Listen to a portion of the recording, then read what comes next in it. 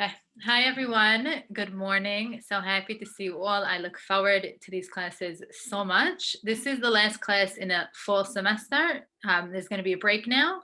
The next one is going to start February 8th. There might be a change in the time. I'm not sure yet. So just stay tuned, follow the SCA or email me, speak to me, and I'll let you know what the time is going to be. It's going to be the same topic. We're going to be discovering new places. I don't know how much you usually look at the backgrounds of where I am, but I'm actually in a brand new place. Yesterday I moved with my husband into our new apartment, and there's no Wi-Fi there, and the internet doesn't even really work. And I was like, oh my gosh, I need internet. What can I do with that internet? So then I said, who do I know nearby? So I called up a friend, and I was in her house using the internet. And then we went and we did, errands. And I said, David, I need internet. So he called up a friend, and now I'm in his friend's house using their Wi-Fi because it became as important as food internet. And I was saying earlier on that Israel right now is in a lockdown, but it's a fake lockdown because all the schools are opened.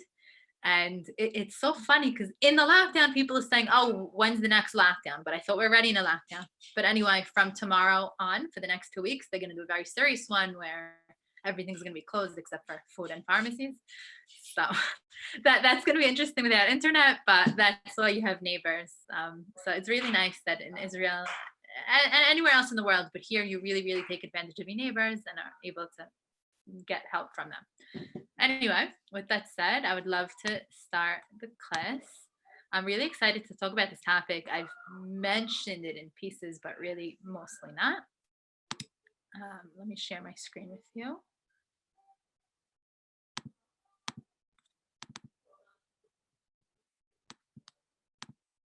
Okay. Pictured in front of you is Rechav David, which has a shuk. And this, if you walk down this shuk, this market, it's an Arab market, eventually leads to the Kotel. It's from Sha'ar Yafo to the Kotel. And in my younger years, I used to be very afraid to walk there.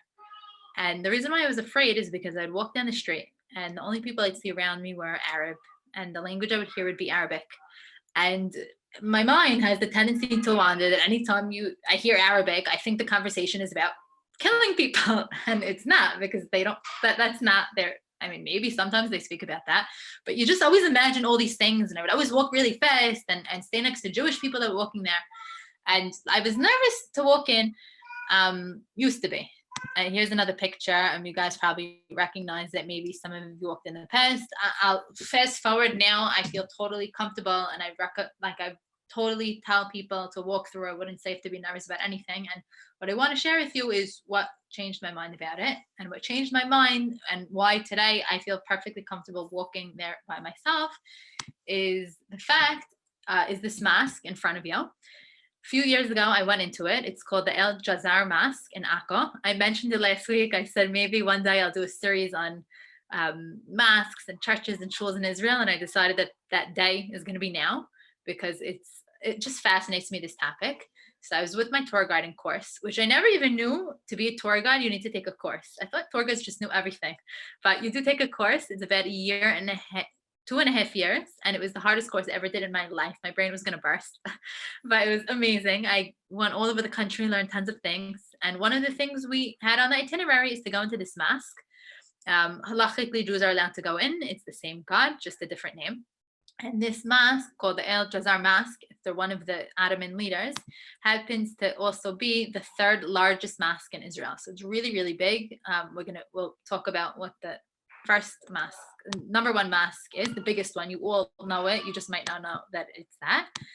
And walking into this mosque, it really changed my opinion about walking through the Arab shuk, because normally when we're afraid of something, it's because it's different than us and foreign. And hearing Arabic, when I don't speak Arabic, I wish I did.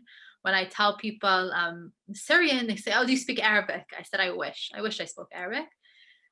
So when you hear a language you don't know, and you see people you don't know, and there's things on the news and history and relationship, you get afraid. So the second I went into this mosque and I started learning about Islam and different traditions, all of a sudden I found that I was able to walk through the shuk and not be nervous about it, because all of a sudden it was more familiar to me.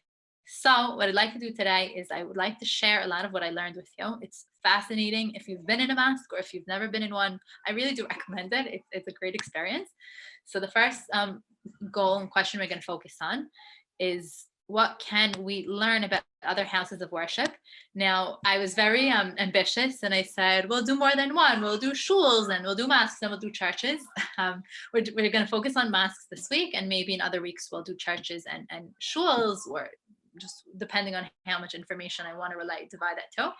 And really, even a challenge to myself that I'm going to throw at you now, I want to look at these 6 pictures, and can you identify all of them? Do you know what religion they all belong to? So, and even let's say you do, how much do you know about the other religion? And one of the things I was most grateful for in my course is we learned a ton about Christianity and Islam less, but Christianity a ton, because the number one group of people that tour Israel is Christians, because it's just more Christians in the world. And what I liked learning about Christianity is I said there's so many Christians.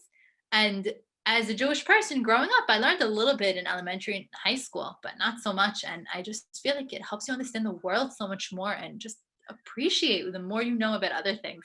So that's goal number 1. And number 2 is, how does the abundance of mosques, shuls, and churches relate to the prophecies in the Tanakh? And I'm going to address at the end. You see over here the green lights from the minaret, which we're going to talk about. And for anyone who's been in Israel, you might have experienced all of a sudden in the middle of doing something, and then you hear the Muslim call to prayer. And how do I relate to that? Does it make me angry? Does it make me sad? Does it make me happy? So I'm going to talk about how I relate to that, and it's a lot related to the Tanakh, my relationship with it. So here's the Jazar Mask. I want to most mosques have similar structures. I want to talk about the outside a little bit. So I've mentioned in previous Zoom, so if you know this, then great. If not, then no. So I said it's the 3rd biggest mosque in Israel. And this tower over here is called a minaret. And the purpose of it, you could even see the speakers, is a call to prayer, to call it's high up. Now, originally there used to be a person standing there, would call all the Muslims, let them know it's time to pray. And in Israel, if you've heard the muezzin going, that's the technical term for the call. If you see sometime Muslims on the street, they'll pull out their rug and they'll start praying. The reason why they use rugs is because in their halakha, you're not allowed to pray directly on a stone floor. And believe it or not, it's actually also in Judaism. When we bow down, so other than in Yom Kippur, during Musaf, where we literally bow down all the way on the floor, a person, if they choose to do that today in Judaism, they can. And my brother tried it once, and he was telling me all halachot related, and he said that halachically, if you are bowing all the way down, you're not allowed to do it on a stone floor. And actually, Yom Kippur this year in Israel, I was praying in a shul, and then I got all freaked out because the floor was stone, and I said, "Shoot, what am I gonna do?" So then I took the cushion from the chair, so it wouldn't be on a stone floor. But the Muslims, if they're wherever they are, they hear the call to prayer and they stop. And we're going to talk about how many times and where it is. If we're talking about the 3rd largest mosque, I'll throw out there the Al-Aqsa Mosque is the number 1 largest mosque in Israel. And the Al-Aqsa Mosque, you might recognize, it's right, the grayish dome right by the Kotel. That is the number 1 largest one. Here's the minaret that I mentioned. And here's the more zoomed up one from Yafa. You see the speakers. So everyone could hear it broadcasted. Now, this is the inside of a mosque. Some things you might notice just from looking in is how empty it is. It's really, really bare. There's no furniture. You might notice over here, there's a chair. It's not a chair that's connected to the ground. It's a plastic chair, because part of the Muslim prayer is, you could even see here, this guy is either about to stand up or get down. He looks like he's about to kneel. They kneel on the ground, and older men or people with disabilities, they can't do that. And even though you're not allowed to sit during their prayer, the Muslim tradition allows, if you can't physically, then they have an allowance. So you see this is probably an older man that's praying there. One of the rules that they have when you go into a mosque, so if you notice, if you look at the carpet, it's to help organize the people. We'll see another more zoomed in picture of that. And when you walk into the mosque, if you come first, you go right to the front row, which is counter to what I was thinking about in shuls, how people have their set seats. Here, as you come in, you fill up the first row, and then you fill up the second row, and you fill up the third row, and so on and so forth. Also notice that there's no, similar to shuls, there's no pictures of people. It's all, if you look along the walls, Arabic calligraphy, pictures from the Quran, geometric designs. It's similar to a shul in that regard. Here's a more zoomed in picture. You see the divisions on the rug. And here you see the people kneeling. Now, I remember when I went into this mosque and I was talking about it, I said, there's no furniture. And then people said, well, what about these couches over here? I don't have a great answer. I guess it's for design, but it's not officially part of let's now have built-in chairs because it's just an empty room. And I want to now talk about some of the architectural elements that almost every mosque has. So over here, this hole in the wall is called the mikhbar. And what it is, every single mosque has it. And just like in Judaism, when we pray, we want to face Har HaBayit, the Beit HaMikdash was.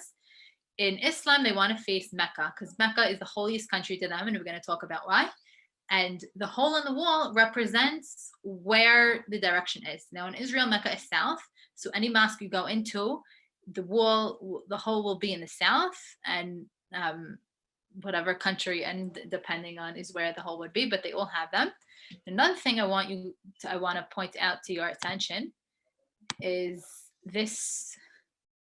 I'll use the word because I don't know what else to call it. This is called the minbar.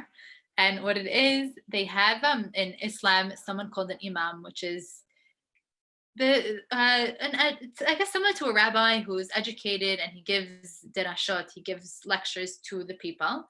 The big Muslim prayer day is Friday. So on Friday, the imam will be on top of over here, the steps that lead up, and he'll speak to the people. Now note it, here's an example that I found on Google. We see here again, this is a different mosque. We see all the people praying here. We see the hole in the wall that signifies the direction. We see the imam on top. Now this specific one, I zoomed in, there's a curtain.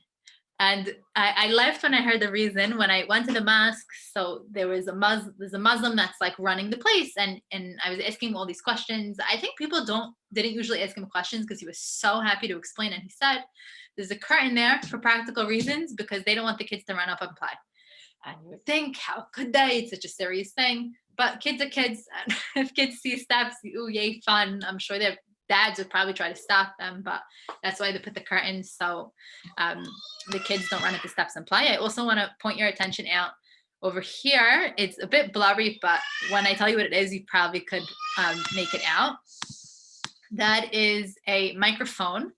We said that the Muslims, they have a call to prayer on top on the minaret. So these microphones are actually connected to the speakers on top. Now, I once went out on a date with a guy, and he said he lives near Arab villages, and he always hears their call to prayer. And he said, I'm telling you, it's recorded. There's no way it's always a live guy. They just press play. I don't know. I don't have enough experience with it, but at least in this mosque, it's a very, very active mosque, and the call to prayer is done from someone that's standing down there, and the microphone is going on top. Okay. Now I want to look at this again, at this Jazar Mask, and I want to point your attention out to the balconies over here. So one of the questions that I had the first time I went in is I said, okay, I assume the men are on the ground floor. What about the women? And they said, there's no way that they're mixed. And the women used to pray on the balcony. So they stopped because in this specific mosque, the men said that it was hard for the women to get up the steps and there's no ground floor. So actually not depicted, but right next door, there's another mosque for women. It's much smaller, plain, and they have speakers in there so they can hear the prayer from here. So now this is used also for men. And there's also something very interesting on top in this mosque that I would like to point out. It's really amazing. So notice over here, there's this, here, let me take it off so you could see, and then I'll circle it. There's this gated area. There's this box with a gate around it. What is it? Believe it or not, in the Jazar Mask, in this gated area on top, they have a box, and inside the box is a hair. A hair from who? A hair from the Prophet Muhammad. and they take out the hair and show it to the congregation once a year. Now, there's another mosque in Israel that also has the hair. And that is a mosque. Well, it's not a mosque. I take that word back, because Har HaBayit is not a mosque, it's a shrine. They don't pray in here. They pray in the Al-Aqsa Mosque, which is right next to it. But they also have a hair inside this mosque, this shrine. So there's two. There's one in the Jazar and one in here, and they take it out once a year, and they believe it to be from the beards of Muhammad, and they show it around. So that is a really fun fact about the Jazar Mask. I want to now talk a little bit about the background of Islam and who is Muhammad that they're taking a hair from his beard and showing it around. So Muhammad, he was from a tribe of merchants, and when he was 40, he was sitting on top of a mountain. You see over here, there's a lot of similarity. I'll tell the story and you'll see what else it reminds you of. He was sitting on top of a mountain, and he had a revelation from the angel Gabriel, and he told him, Kara Ekra, go and call out. And Muhammad, if I had to narrow it down to the three major things that he did, he created Islam, he brought the Quran to the world, and the Quran came in different pieces. It wasn't that it came completed, and he created the Islamic nation. And the Muslim calendar, so they have a lunar calendar. They only use the moon, which is why their big fast day Ramadan, which we're going to talk about, always falls out on a different time of year. The Muslim calendar starts from the year 622. So that was the year that Muhammad had something called the Hajj from Mecca to Medina, which I'm going to expand on. I know I'm throwing out all these terms. Islam has 5 pillars, 5 basic beliefs, and I would want to go through them all. It's so fascinating. One, because we could compare it to Judaism and see what's similar, but even in its own right, it's like this fascinating religion. So a few basic things. All the commandments in the Muslim religion. So similar to Judaism, Judaism is a religion where every single area of life is commented on by the halakha. There is nothing that the rabbis in the Mishnah Gemara didn't talk about. They spoke about everything, and there's halachot for everything. That's also similar to Islam. Every aspect of life is touched upon by Allah or by the Quran. Allah is the way they speak about God. All the commandments are obligatory for men and women. And from what age does it start? So for women, either from age 10 or 11, or from the time they get their period, it depends on the tribe. And there's a reward and punishment for all the commandments. The first pillar of Islam is called the Shahada, or testimony. And it's 2 lines. One is, there is no God but Allah, and Muhammad is his prophet. So when you hear the call to prayer, that's one of the things they're saying in Arabic. They're repeating it. So that every Muslim needs to believe that, needs to say that. Now, from the term shahada, we have the word shahid. What's a shahid? So a shahid is someone who gives their life for the religion, for God. And anyone who dies in service of their belief is considered a shaheed. And it's very advantageous to be a shaheed because you go straight to heaven, and it doesn't matter if you did bad things, you automatically go up. Now, in Islam, it is forbidden to commit suicide. You are not allowed, just like in Judaism, you're not allowed to commit suicide. Sorry that this is blocking. What it says in the background is dying as a shaheed. And now, but we know, what do you mean? There's unfortunately tons of suicide bombers, and the reason why they do it is because they think they're going straight to heaven. But I thought it's against Islam to commit suicide. So the answer is that they have new interpretations, and they say, well, even though in the Quran you're not allowed to commit suicide, if you do it for this reason, then you are. So it depends on interpretation. I'm just thinking now, there's actually wow, I even forgot what it's called.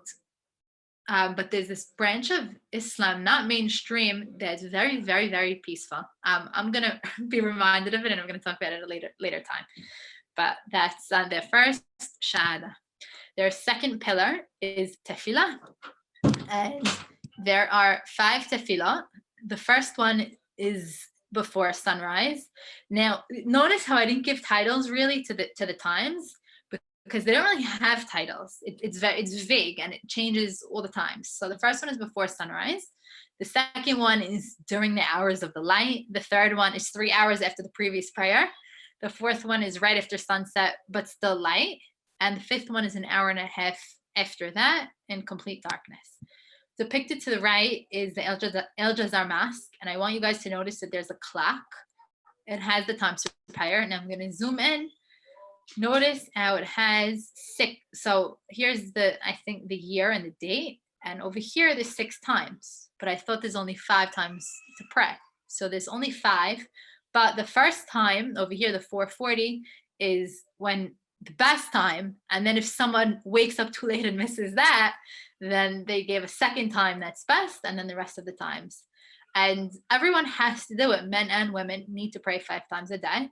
Now, there are a lot of Muslims that do it, and there are also a lot of Muslims that are not religious. Just like in Judaism, there's Jews that are more and Jews that are less. But that is a very basic tenet of their religion, Tefila. Now, the tefillot are short. Our tefillot are way longer. The tefillot really take a few minutes. And they have their cycles of standing up, and then they bow down. And it's called the raka, the whole cycle of prayer. And a Muslim is supposed to does that in total 17 times a day. And part of their prayers, so they start with the shahada, that there's no God but Allah and Muhammad is his prophet.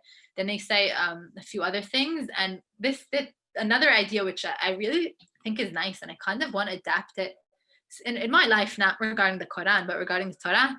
They part of the tefillah is they say a pasuk from the Quran. Now, there's a lot of pasukim. They could pick whatever pasuk they want. They could pick the shortest pasuk in existence. Or what someone could do if they want to do something nice is they could pick a different pasuk every day. So imagine if every day in a person's prayer they said a different pasuk, how many pasukim they would know. So I said, I should do that too. Well, I mean, I read pasukim every day from the Torah, but it's, I think, nice to do it as a consistent thing. Let's say they pick the same pasuk for all 5 prayers that day. It's just a great way to learn, for them to learn pasukim of the Quran. Another fun fact about their tefillah, they don't need to pray in a minyan, and for them a minyan is not 10 men, a minyan is 2 people. So that's tefillah. Also connected to tefillah is outside of the mosque. So over here in the red circle is a shoe rack, because walking to a mosque you don't wear shoes, and they put their shoes on the rack. Always there's people that forgot them or took the wrong ones, and if we continue down the path, there's this faucet for them. They wash their feet before they want to be very clean. So that's also something. They walk in barefoot. Okay. The third pillar is tzedakah, and I like the way that their mitzvah runs. So the mitzvah is that they need to give 1/40 of their money to the poor or to religious matters. So if they're giving it to the mosque, even if the mosque is rich and not poor, that's considered they fulfill their obligation. Now, what I like is, ideally, I don't even know ideally, but if you have money and you're able to give to the poor, give it to the poor. But what if you're not able to? What if you really don't have money? What if you're poor yourself? So another part of their mitzvah tzedakah is that it doesn't have to be actual money. It can be to give of your time. You can teach others. And I read once, I used to read Rabbi Rani Chasson's papers on the parasha, and something he would mention a lot is when people go to the Torah, they always donate. It's a beautiful thing. They donate money when they get an aliyah to whatever cause they want.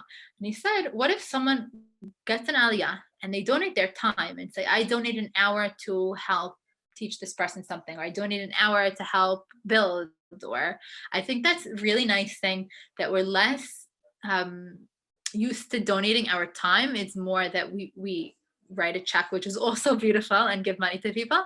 But I think it's something worth it to think about. And in Islam, they say if you have no money to donate, you could donate in other ways. So that way everybody is able to give. The fourth pillar, which is pretty well known, is called Ramadan, which is their fast. Now they have a fast for 30 days from sunrise to sunset, which is a bit of a killer in the summer when the days are longer, and especially in Israel when it's really, really hot. And the goal of the fast is to introspect, do teshuvah, kapara for your sins, and when you fast, you're not eating, so you're not busy cooking and chopping. the goal is that you're not focused on mundane activities, you're connecting to God. However, here is the very big irony. Ironically, Ramadan is supposed to be not focusing on food and on earthly matters, but it is the time of the year where they are the most focused on food ever, because every day they have a Ramadan feast. And you see these Muslims around the table, and look at the great feast they have on the table. And this is every single night for 30 days. Do you know there's Muslims that they take out a loan for Ramadan because it costs them so much money that they need to take out a loan? And it's also part of the mitzvah is to have guests over and have your whole family. And they're doing this for 30 days because they're not eating all day. So it's ironic that the original goal of this commandment for them was to not be busy with earthly things and food. And that's exactly what they are busy with.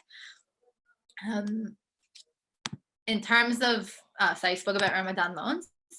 Now, the day of Ramadan, they're fasting all day, but early in the morning, they have a light meal. And then after the 5th prayer, they have a huge feast, which I guess keeps them full for the next day.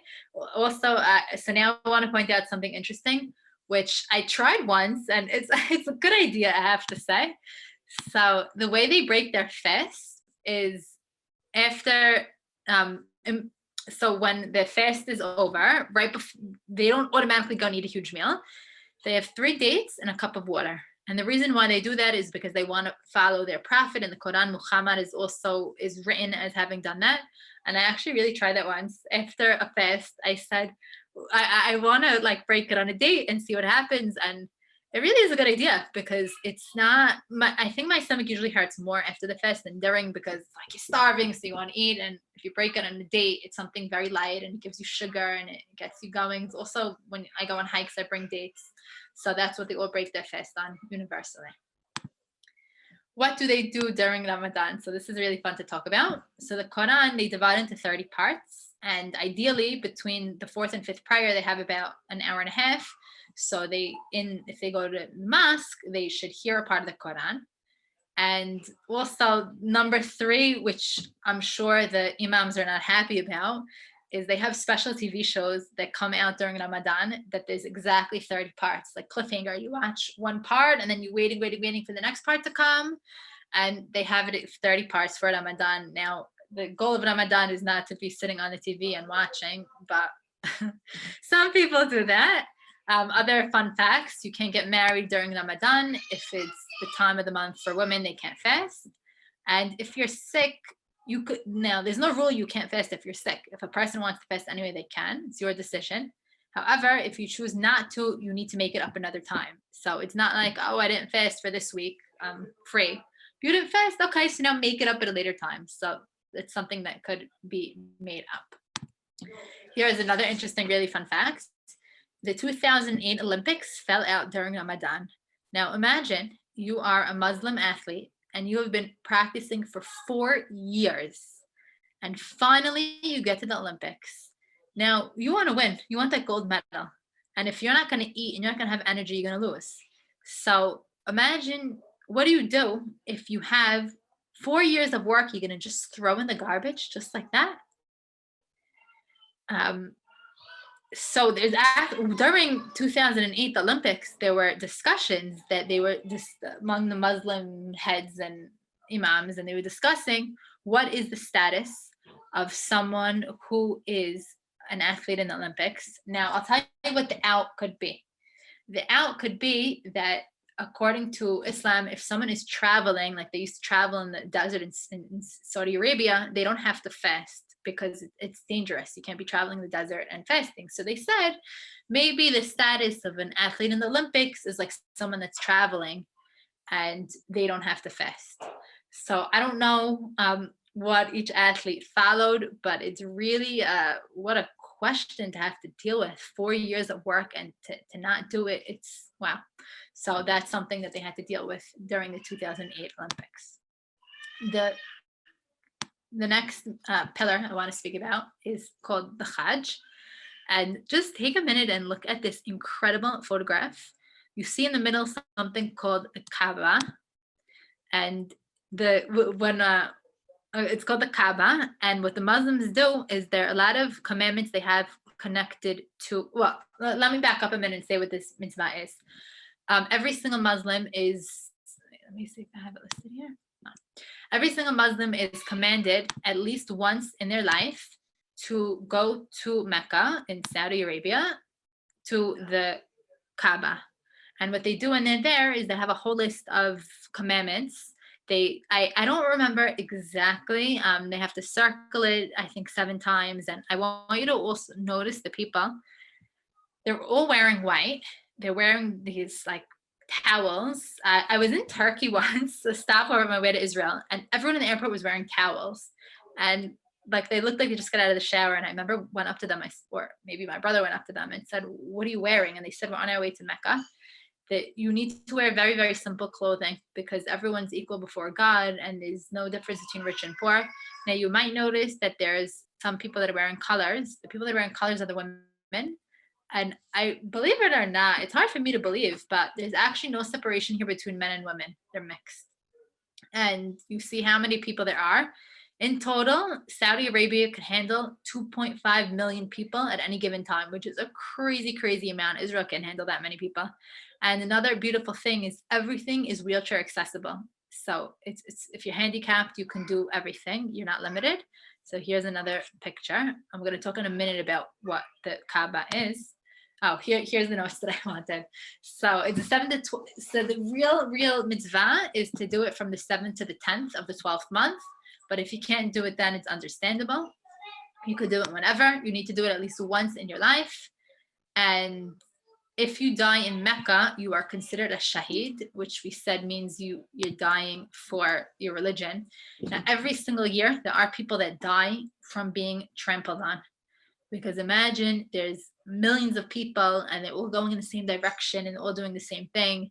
And they're considered a shaheed if they did. All the signs there are written in English and Arabic because English is a really universal language. And what the Kaaba is, this black box, is according to their tradition, it was built by Abraham and Ishmael. And this is the holiest site for Muslims. When they pray, we face praying towards the Kodesh Kodashim, the Beit HaMikdash, Har HaBayit. They face towards the Kaaba, which is in Mecca, over here. And something else they have there, so it says the black stone, it's on one of the corners of the Kaaba. And the black stone, according to their tradition, is from Adam and Chava, from Adam and Eve. So that's that.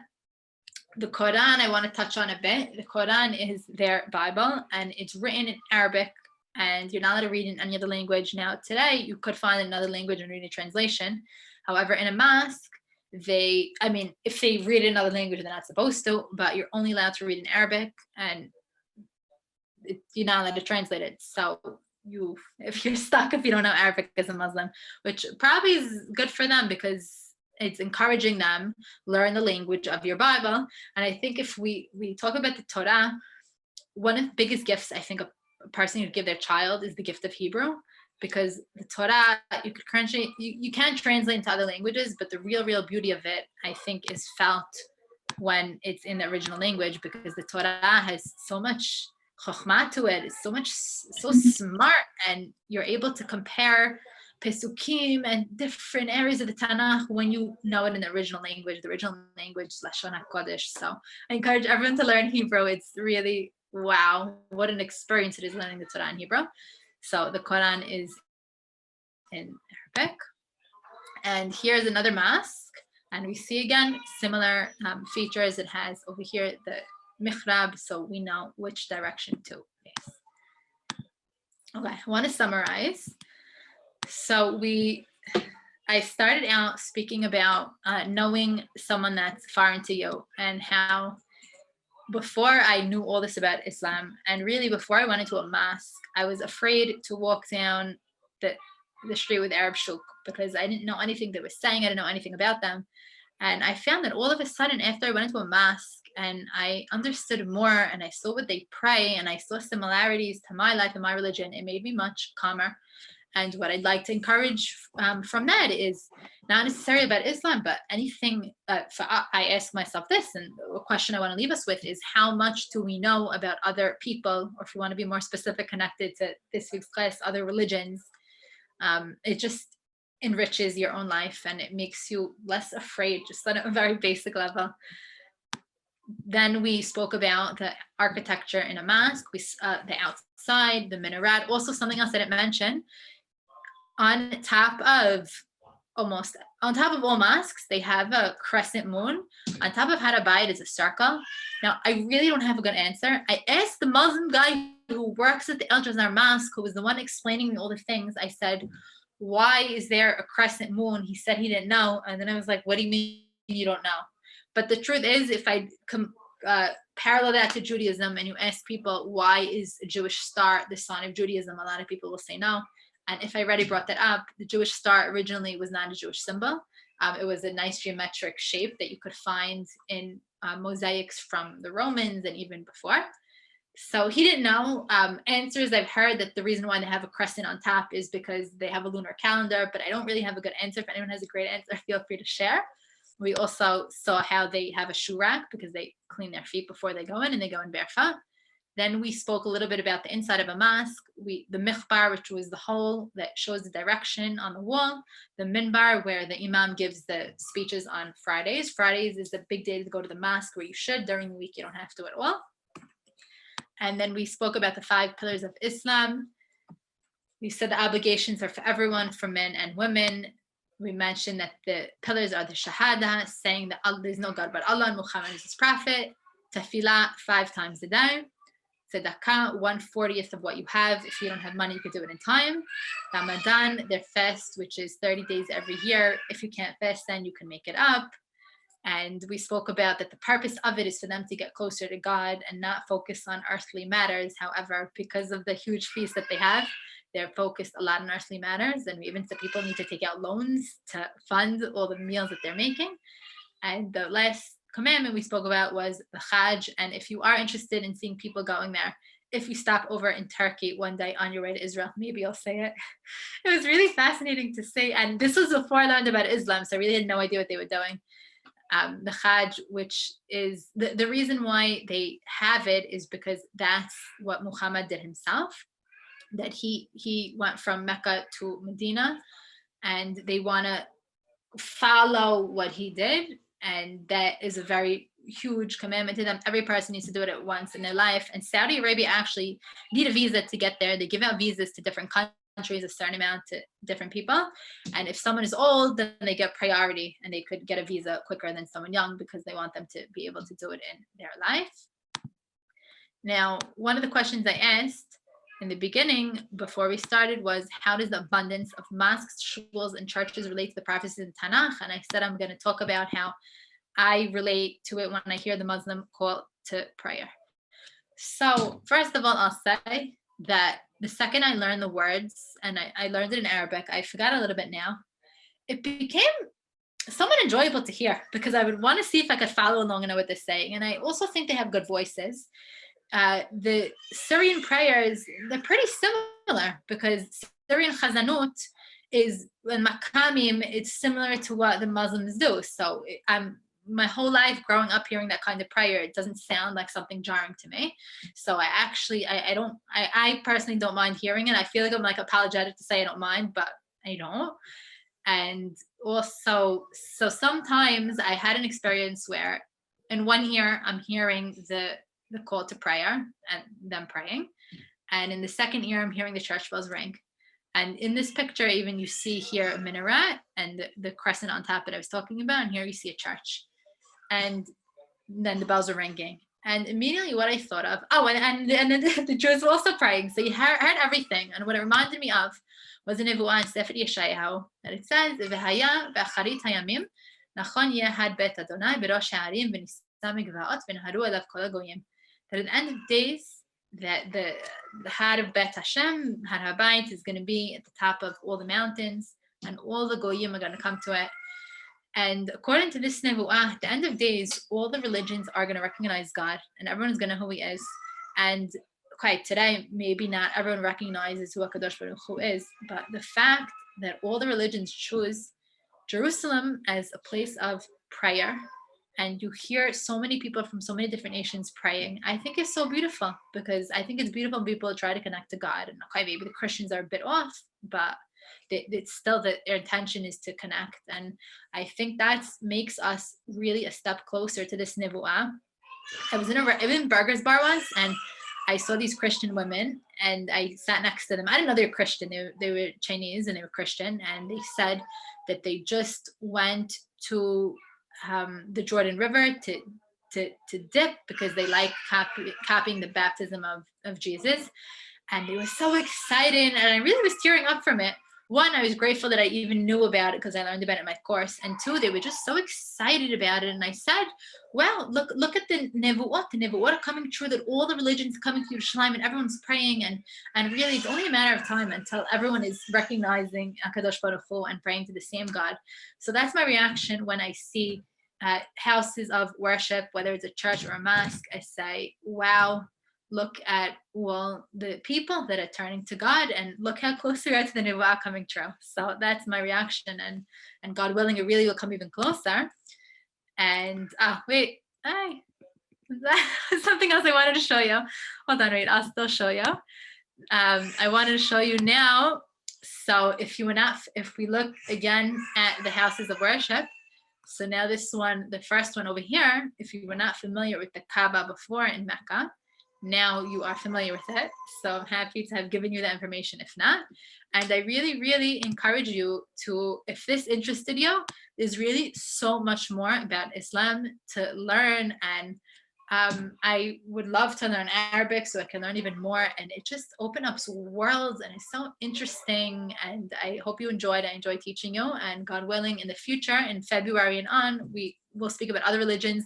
There's also religions you might never have even heard of that are in Israel, which even it gives more back up to the Nevuah. So I think that's also something we could explore. Have a wonderful day, everybody. Thank you for joining.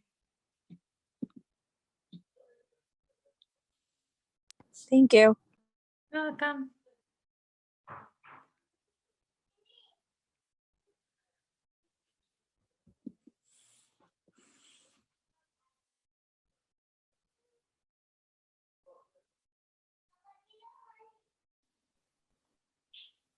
Thank you, Adele.